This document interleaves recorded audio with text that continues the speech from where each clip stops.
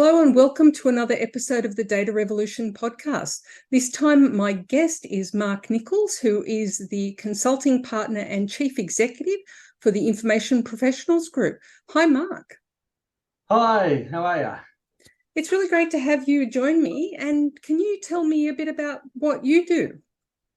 Hi, Kate. Yeah, well, our company does a range of things, which is all helping digital leaders, or I should say business leaders, actually leverage digital technology in the best way that they can. And so it covers a range of things like development of good strategy, yeah, how they make decisions around technology, how they decide whether or not something's a good investment, with what business purpose are they trying to apply technology, and then how to deliver a business outcome with technology, which of course includes the technology elements, but often includes other things around the outside of that. Some people might call them more central, which would be business process design, data, organizational change, and then good project delivery practices. And then we also cover the risk and cyber elements of protecting people's presence so that they are using digital technology, but they're using digital technology in a way which doesn't undermine their business because of poor cyber practices. So that's kind of what we do, and that's what I do. I talk to a lot of clients. I lead a lot of our engagements. Plus, I've got a great team of diverse expertise that we work with. That sounds like a full dance card for you. So one of the things I was thinking that we could have a bit of a chat about is, and this is very hypothetical because it's super early days, but how is AI changing the landscape for your work and the way you're thinking about stuff? Yeah, so it's probably fair to say it's still quite early days, very early days. Obviously, there's a lot of interest around AI, but that interest level, we've seen in various other types of technology, over some decades. Every time something is new and that is hyped, and there's a lot of excitement, there's always a lot of interest. AI is probably next level, right, because of the potential it has. But having said that, it's still, a bit of tire kicking, a little bit of interest, a lot more curiosity. But how are people applying it? Then beyond what individuals are doing in generative AI, asking questions, then it's not massive levels of adoption. There is AI increasingly being integrated into some off-the-shelf products, and so that does make it a little bit easier for deployment in certain organizations, but even then, it's quite limited. And then there is some use of AI where there's either data or content that is actually being leveraged to accelerate some of those questions. So, for instance, you can apply generative AI to specific documents and get it to interpret those documents, or maybe write parts of those documents or refine them. And so there is tools out there that allow you to do that, but I think there's still quite limited take up of those as yet. And that's probably a nice little pivot into the organization of documents, the organization of content and data. And in many cases, customers need to be careful about what they're providing to the AI engine, where that AI engine might actually reside, what sort of content and documents they're providing. So there's a whole data, information, records, content management questions here to be answered to fuel the AI engines, right? And there's a whole element of capability and infrastructure, business infrastructure, technology infrastructure needs to be thought about here. And so when I say it's early days, that's the type of stuff I'm talking about. It's quite early days on thinking about how this can work.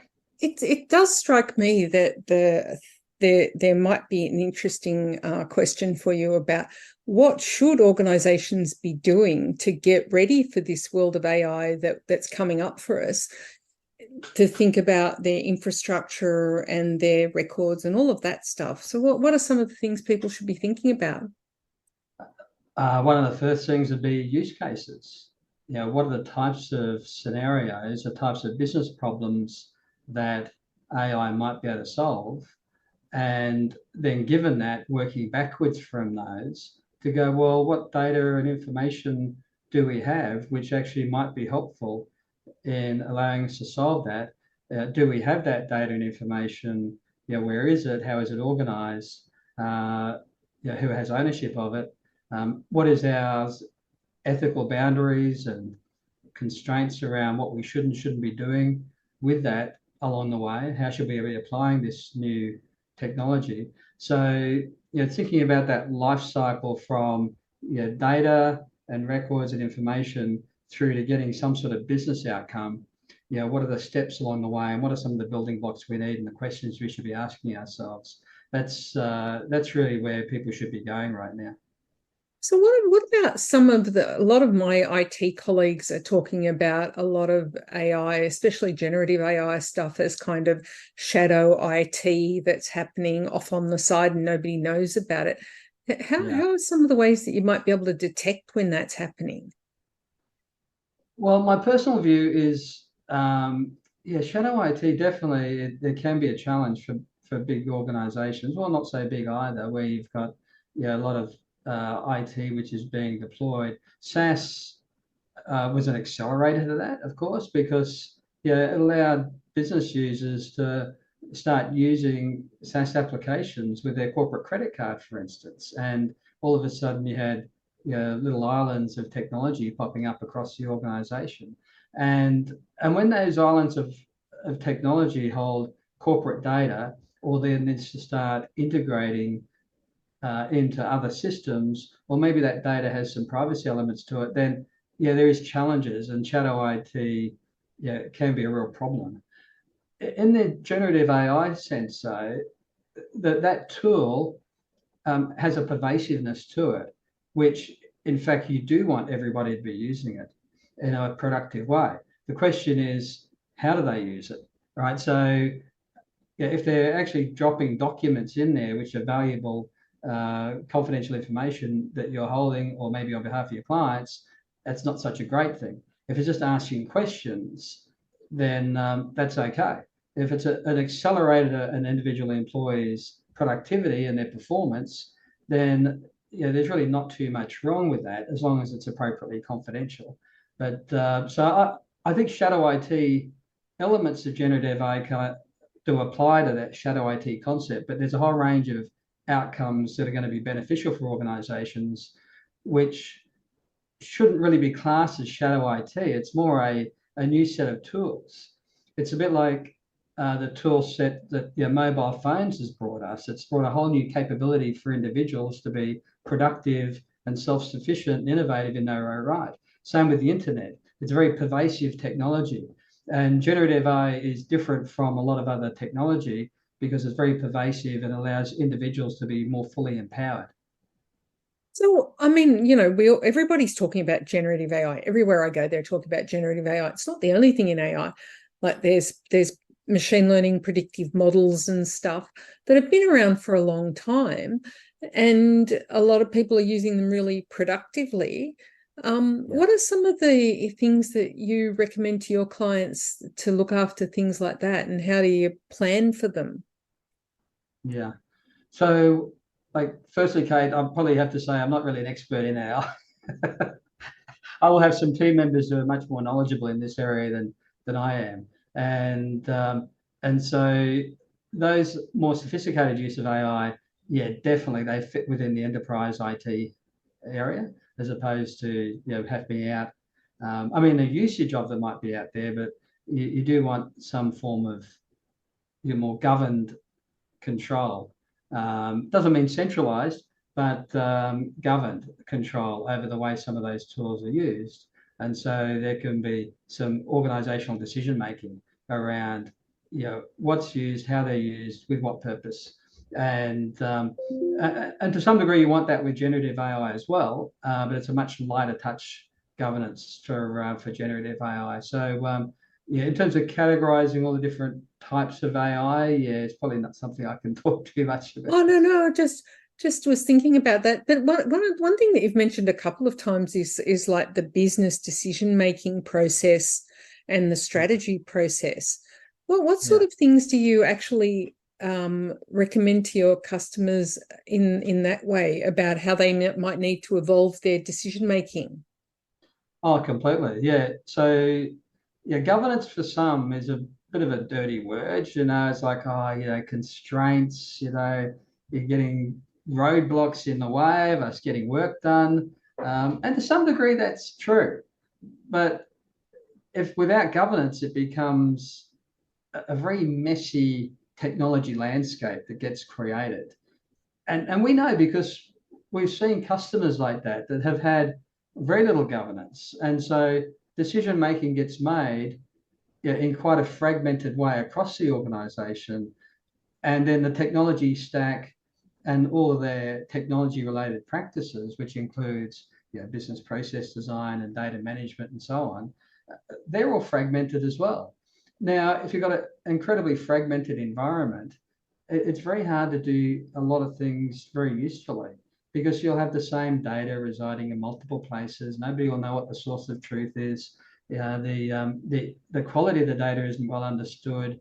It's never fixed at source because nobody knows who's responsible for it. And the processes aren't connected to end to end. So there's a lot of manual process often. So there's a whole range of issues that get created in the technology stack and the business systems if you don't have a coordinated way to make decisions. And so, governance is a way of actually defining what those rules are across the organization. How do we make decisions? It doesn't mean that you can't make a choice on your own as an executive of one department, but there might be certain decisions that you can't make departmental decisions on or team decisions on. There might be some you can. There might be some that you can make some decisions on, but you need to consult with another group, perhaps an architectural reference group of some kind to do so. And there might be some standards you've got to follow. So there's different ways of structuring governance, but it's all with the same objective, which is actually having some coordinated approach to the way an organization works. So it's not, every man for themselves. I've been in places where it's been like that. Yeah, correct. And it's very hard to work, isn't it? Because and it's very hard to actually generate some business outcomes. And often, Kate, if we go into a new client and we see a very fragmented technology environment that isn't very connected and lack of integration and multiple sources of truth. Then often the root cause comes back to some historical governance challenges that they've had, or maybe just lack of governance. Yeah, a lot of times it's just the organization grows up around it without thinking about these things. One thing that does strike me that more organizations are going to need to be doing in the future is looking at their third-party risk as they use more SaaS applications and stuff. Yeah, definitely. Yeah, look, for some organizations, particularly organizations with big supply communities, and of course, retailers would be in that, some manufacturers, then, they have a lot of suppliers. And so, supplier risk and third-party risk in that context, depending on where they are in the value chain or supply chain, then they could have downstream, customers as well that they might interact with digitally and exchange data with, and so that third-party risk is massive. It's also the one from a cybersecurity perspective that it's probably been a little bit of a laggard. It's probably one of the highest risks, but not every organization is actually dealing with that. Some are, and so there's definitely some CISOs who are aware of it, and some organizations that are educating their boards and executive team that they need to address it. But it's been probably one of the slower adoption of good practice. And are you starting to see a shift in the board directors taking a different attitude to risk and data in recent times? Definitely.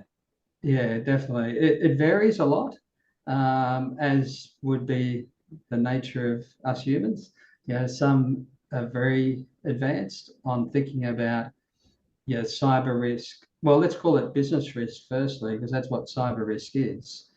And then how that links into data management practices, how that links into supplier practices and supplier risk, how it links across the organization.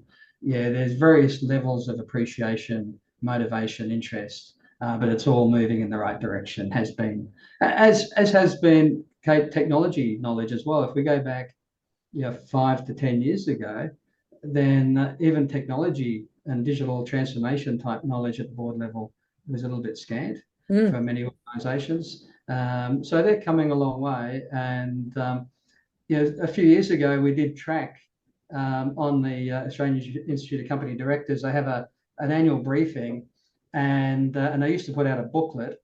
They now don't put out a booklet; they just do a video presentation, and you can watch the video or you can watch it live. But when they put the book out, we actually kept the metrics on how many pages of their briefing used to cover digital topics, and over the course of about 5 or 6 years, it went from being next to nothing to ramping up to being say 20-30% of that booklet. So it dramatically shifted. And so it was a useful metric to look at to see the extent to which the peak body for directors is actually taking digital topics seriously. And cyber has followed suit with that. They've been very strong at promoting that. Again, it doesn't mean that every director listens and takes aware of it, but there is every opportunity for directors to be more educated now than they were 5 years ago. I think it's really interesting what you've said, because you've kind of touched on all of the points in sort of the IT value chain. And one thing we haven't really touched on is the testing of stuff. Oh, yeah. And that seems to me to be something that's starting to evolve a bit too. Yeah. Yeah, so I will have one of my team in particular who is very, very passionate about the whole concept of DevSecOps, and so when it comes to custom software development in particular, then being able to integrate security testing protocols and secure by design approach into the software development lifecycle. But I would say, based on what I've seen and what we've seen, we probably still see a very slow take up in that. Oh yeah, Very so slow. slow.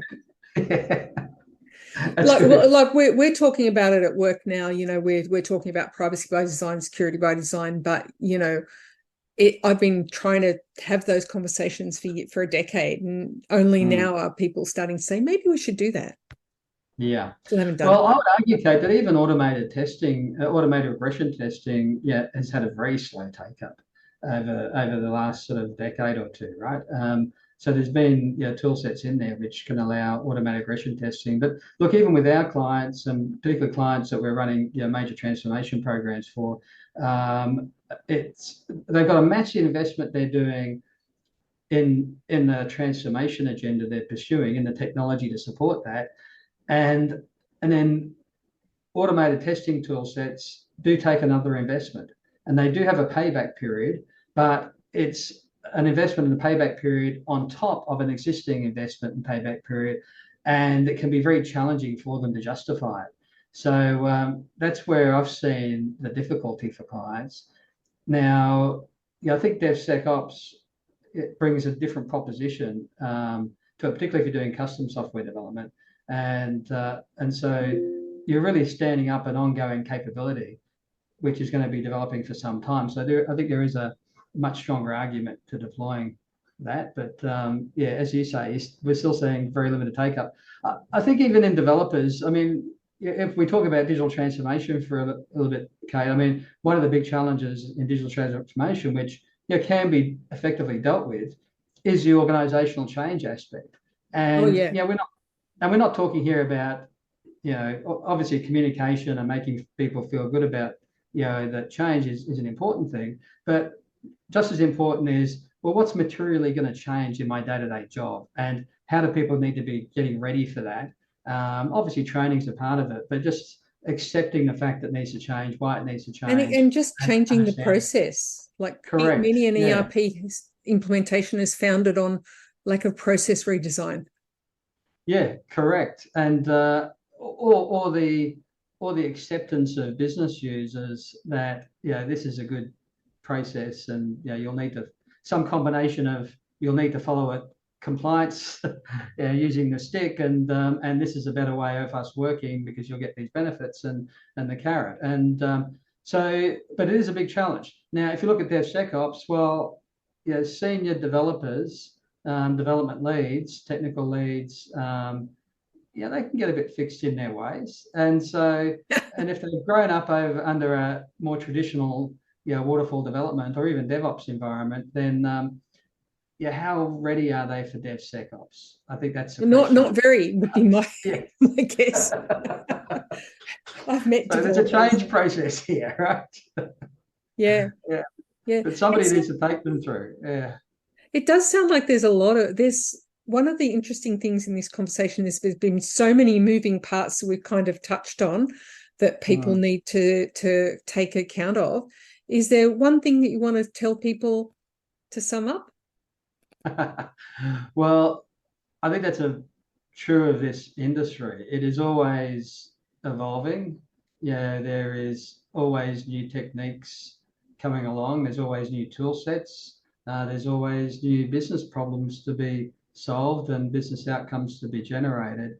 So it's an industry, and even an industry, but that section or that capability within your organization, it's a capability that needs to be evolving. It's never going to be standing still. And so even that concept of doing a project, and so there is a view when you're making a major project implementation, people get to the end of a major transformation and they think, oh, it's all done. Well, our view is when you get to the end of a transformation, that's the start of the journey with this new capability that you've stood up. And so you need to be thinking about what the life cycle of that project looks like to get ready for that new capability and how to leverage from that capability. And it's really like a fractal-based view of what that larger industry view of the capability needs to be getting built and evolve continuously, because your needs will change. But the one thing that will always be the same is you want to be running a successful business, and you want to be keeping your customers happy. They're getting more digitally savvy. They've got more expectations, and you want to be attracting staff. They've got emerging views about what they need to be happy in their jobs. Your IT staff want to be working with modern techniques and systems as well. And so your whole context and environment is shifting, and so your capability set needs to be shifting. And so I think that's a great summary. Never stand still. You can't stand still, yeah. And look, this is a danger for some government departments, but also at times some companies of actually just completely eroding capability, where they're short-term cost saving, which understandable. We all have priorities in terms of costs, but when we're eroding capability, and then we want to then deal with the challenges we've got from a technology point of view, that capability doesn't get switched back on at a moment's notice. No. It's a very long ramp up. Rebuild. Yeah. And all that capability, as you know, Kate, is actually unique to that organization. Particularly, how does this business processes work? Why are we doing this way? What is the data that we've got? And where does that reside? And why is it stored this way? Right? All that type of knowledge is all resident within organizations, and they know how to make the improvements. And if you start slicing away into that capability, it can be very difficult to then rebuild. Yeah, and that is a very good spot to end. Thank you so much, Mark. All right. Thanks, Kate. And that is it for another episode of the Data Revolution podcast. I'm Kate Crothers. Thank you so much for listening. Please don't forget to give the show a nice review and a like on your podcast app of choice. See you next time.